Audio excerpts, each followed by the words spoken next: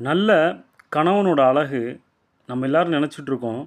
அவங்களுக்கு நம்ம சம்பாரிச்சு குடுக்குற காசுல, இல்லன்னா நம்ம அவங்கள எங்கேயாச்சும் வெளிய கூட்டிட்டு போய் அவங்களுக்கு வாங்கி குடுக்குற சாப்பாட்ல, அப்படி இல்ல அப்படின்னா அவங்களுக்கு வாங்கி குடுக்குற ட்ரெஸ்ல இருக்குன்னு சொல்லி நம்ம நெனச்சிட்ருக்கோம்.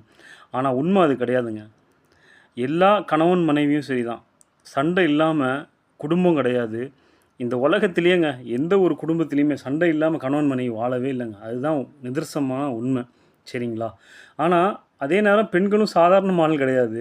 அவங்க ஒரு மிலிட்ரி வுமன் மாரி தான். எந்த நேரம் ஆனாலும் சரி, நம்ம கணவன் கூட சண்டை போடுறதுக்கு அவ்வளோ தயாரா இருப்பாங்க. ஒரு அவங்களுடைய இன்னும் சொல்லப்போனா, அவங்களுடைய ஆயுதமே அவங்களுடைய வார்த்தை தான். அவங்க கிட்ட நம்ம பேசி ஜெயிக்கவே முடியாது. அதனால 2 பேர்ல ஒருத்தர்ன்னு நான் சொல்ல மாட்டேன்.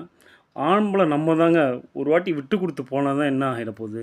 கடைசி வரைக்கும் நம்ம கூட ட்ராவல் பண்ணி வரவங்க யாரு? நம்மளுடைய லைஃப் பார்ட்னர் தாங்க.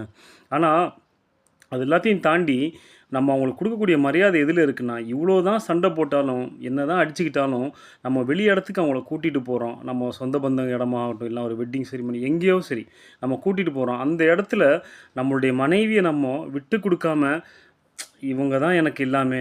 ஷி இஸ் எவ்ரிதிங் அப்படின்னு சொல்லி ஒரு கணவன் நிக்கிறான் பார்த்தீங்களா?